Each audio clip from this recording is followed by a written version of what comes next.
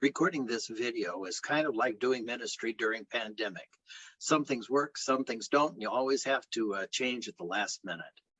Two of our members were unable to join us on Zoom, so we had to improvise. You'll know when that happens. And two of us could, and the recording wasn't always as good as we would really like it to be. But we did the best we could with what we had, and we hope that the message comes through.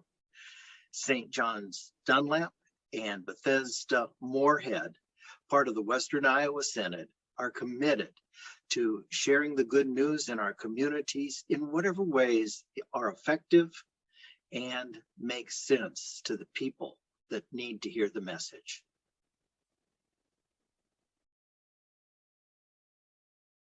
What do you do when the pandemic shuts down the fall dinners that have marked the harvest and brought the community together for decades? Well, the people of St. John were the only congregation in town that decided the impact on the community was worth thinking out of the box.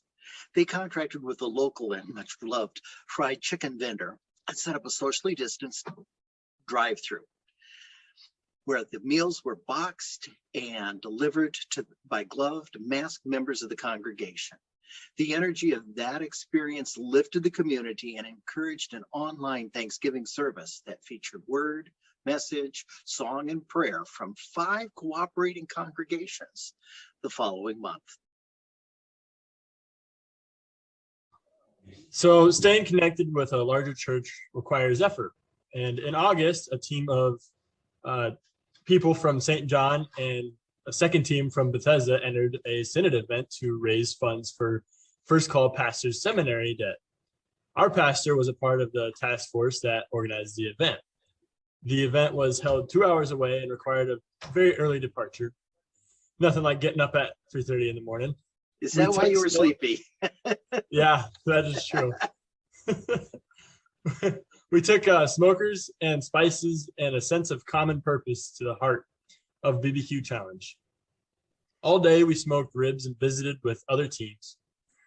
It was quite fun actually, because we had to listen to a bunch of people tell their story about all their pigs and all their smokers and what they do. And then we also end up raising a bunch of funds for the people in debt, and then for next year's hopefully challenge if we get to do it again. And we also took home 2 trophies from the challenge. And I would say that helping pay for the educational debt was way more satisfying than getting those 2 trophies. But the trophies were a benefit too. Can't let that down.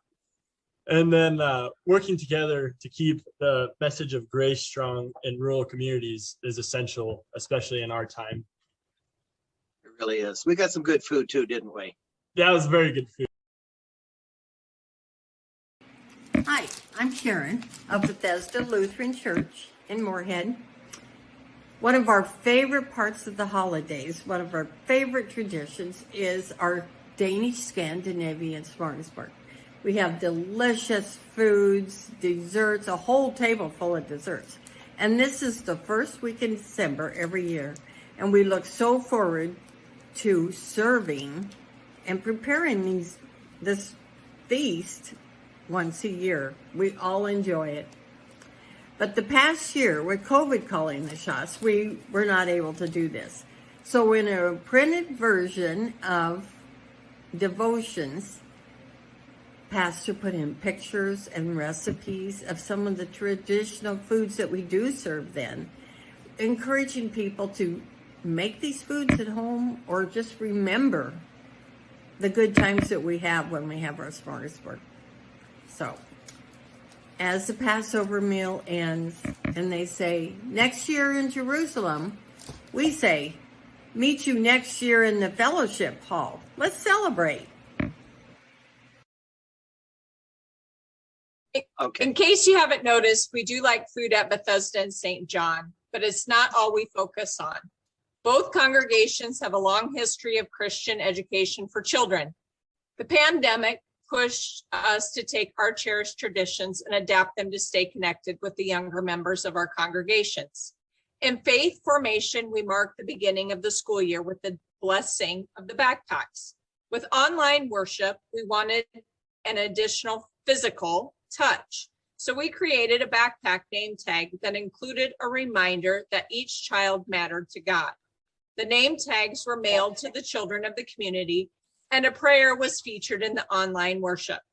We have worked purposefully to find a way or make a way to keep connections that foster faith in the emerging generations.